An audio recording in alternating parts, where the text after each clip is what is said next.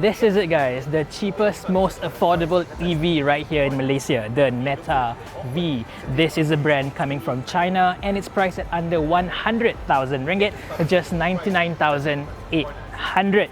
What's more, if you're within the first 100 customers, you also get back a 10,000 ringgit cash voucher. So effectively, you're only paying 90,000 ringgit for this car and without down payment as well. So, caught your attention yet? Let's take a closer look.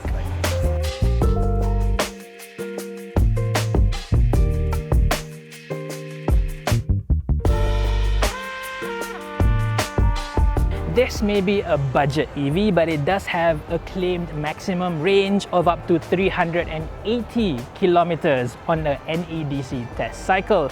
Now, this is because this isn't a very large car, so even a smaller battery can have a decent range. So this has a 38.5 kilowatt hour battery that makes this car actually quite light at just over 1.1 tons. That's not much heavier than a regular ICE car.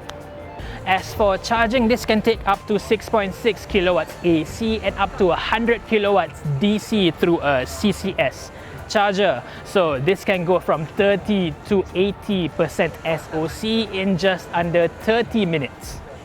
With that out of the way, let's talk about styling. Now, this clearly is not the best looking EV around, but at least I think it looks simple and clean, and at the very least, it's not offensive. It has a very clean design with no front grille because of course this doesn't need a big gaping grille to cool the engine. So yeah, it looks harmless, I would say. On the side, you'll see that this car has a rather unusual profile. It doesn't quite look like a regular hatchback, it's more like a sedan with the boot chopped off. I think you'll also notice that this car rides a little bit high because this gap over here is definitely too big. The wheels, by the way, are 16 inches with Silun tires. This right here is not a styling bit, it's actually the signal indicators. And funnily enough, this car has charging doors on both sides of the front fenders. Only the left one houses the charging ports, while the right one, according to Neta, is there for future updates, whatever that means.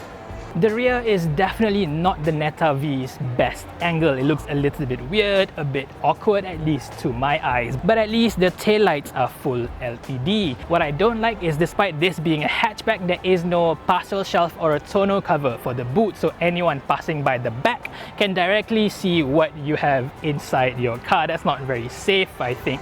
Speaking of the boot, it's decently sized at 335 liters. That's not too bad. Inside, it's all a very minimalist design. There is just a slim strip of digital meters at the top, and everything else is embedded within this large center touchscreen. Even operating this car's headlights or opening the boot is accessed via this center screen. Unfortunately, there is no Apple CarPlay or Android Auto. What you do get is something called Car BitLink, which is something like SmartLink or MirrorLink that just mirrors what's on your phone onto the screen. Nowhere near as useful as actual CarPlay or Android Auto.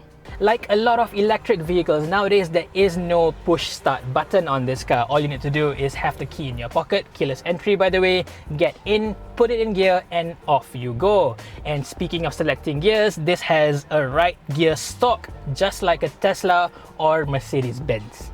But having said that, this car does have quite a few flaws. Number one, the steering wheel cannot be adjusted not up or down or in and out. So this is a fixed steering column, just like an old school Perodua Ativa. And then they do have a dedicated USB port to power your dash cam. But like in a lot of left-hand drive to right-hand drive conversions, they've placed it on the wrong side. Here it's on the right side, so yeah, it's gonna block the driver's view, which is not ideal.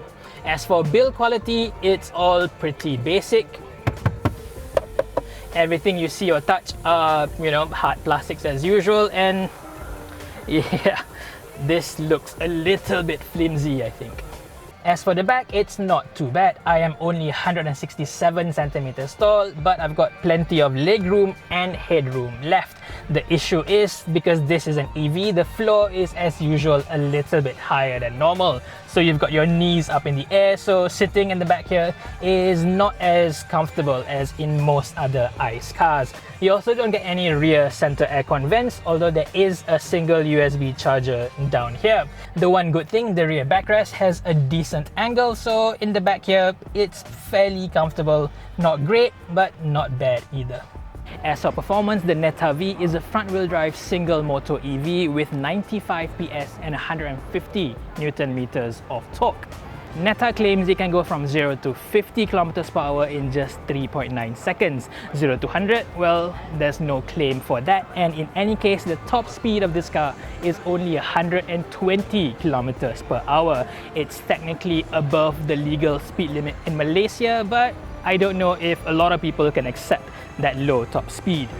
As for safety, the Neta V is as basic as it gets, just 2 airbags and electronic stability control, pretty much nothing else. You do get rear disc brakes instead of drums, but there is no EEB, there is no ACC, so yeah, no active safety systems on this car. There is also no official crash safety rating on this car available anywhere, so yeah, that's a bit of a worry, I think.